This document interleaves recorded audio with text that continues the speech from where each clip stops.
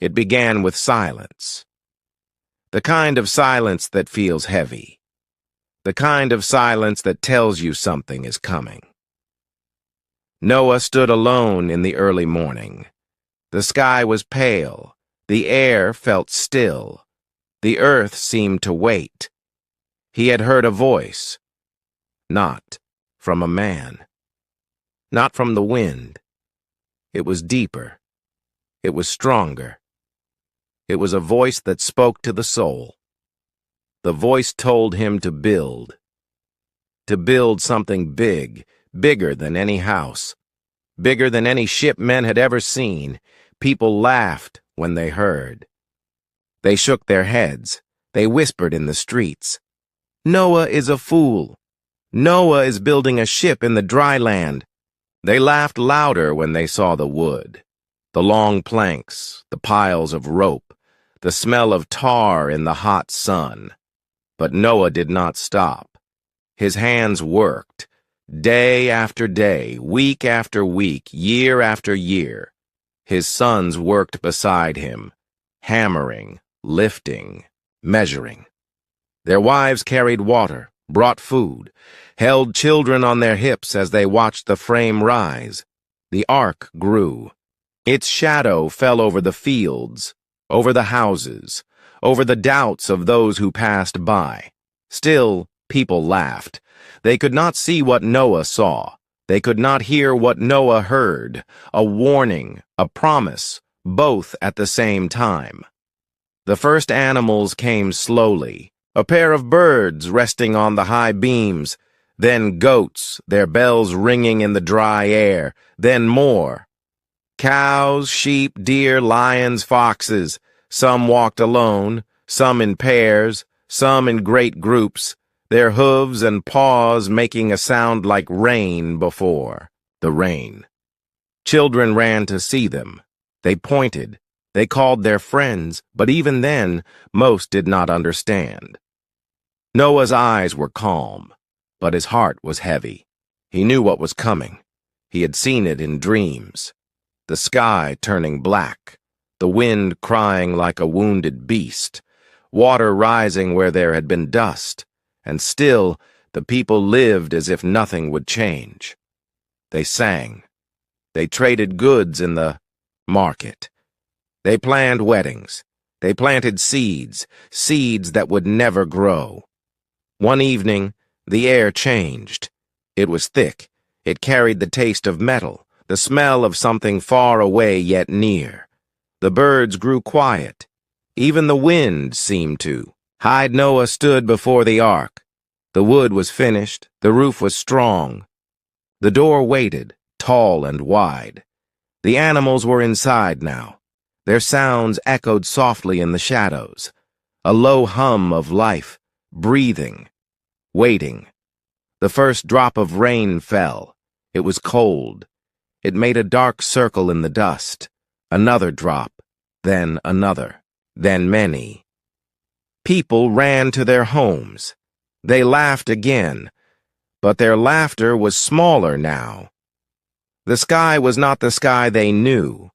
It was dark at noon. It was heavy with a power they could not name. The rain became a curtain. The ground began to drink, then to choke. Water ran through the streets, pulling at the feet of those who still watched. The door of the ark closed, not by Noah's hand. It closed with a deep sound, like the end of a song. Inside, the air smelled of wood, animals, and fear. Outside, the world began to disappear. Noah sat in the shadows. He could hear the water on the roof.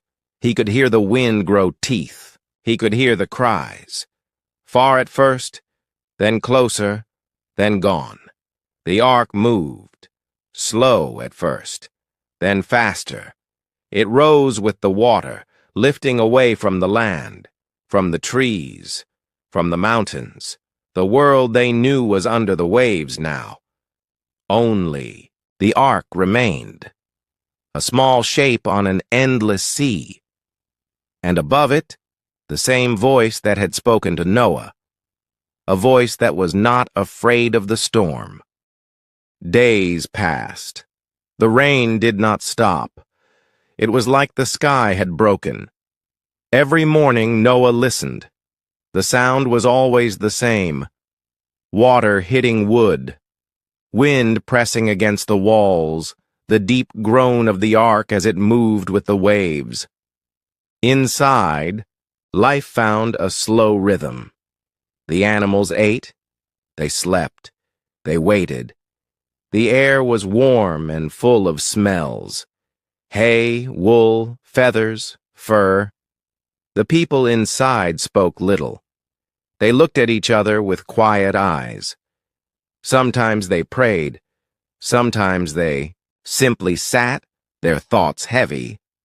Noah often walked from one end of the ark to the other. He checked the ropes. He looked at the water barrels. He made sure every animal had food. He also thought about the world outside, the fields he had worked, the trees where birds used to sing, the market full of noise and colors, all of it gone. At night, the ark was like a small island in a dark ocean. The sound of the storm was louder in the dark. Sometimes the wind screamed. Sometimes the waves hit hard, making the whole ark shake.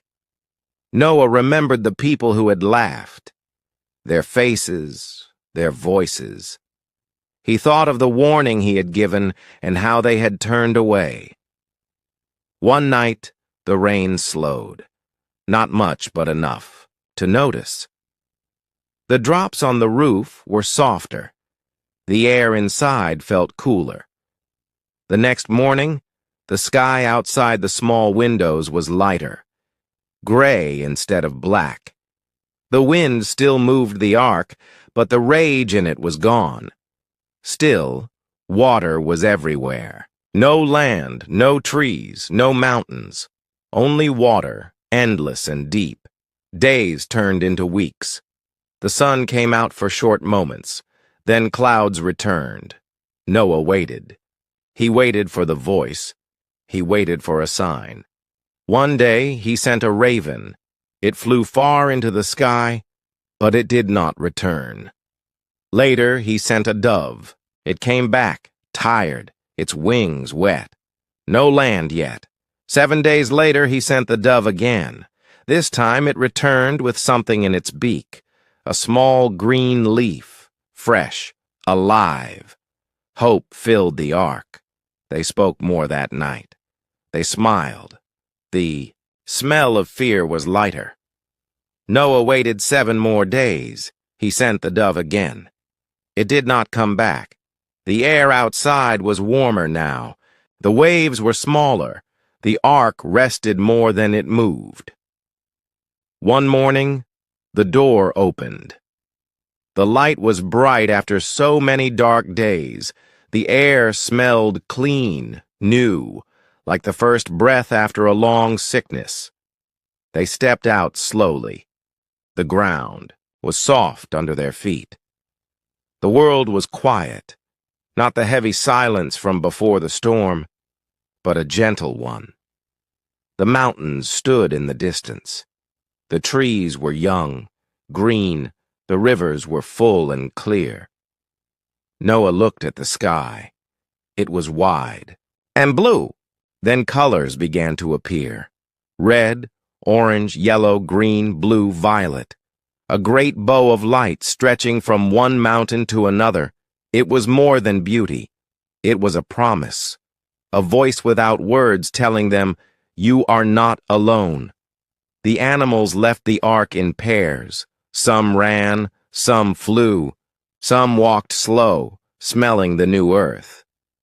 The people began to build again.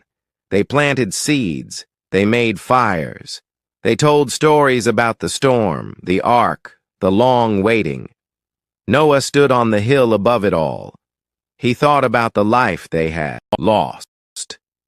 He thought about the life they would make now.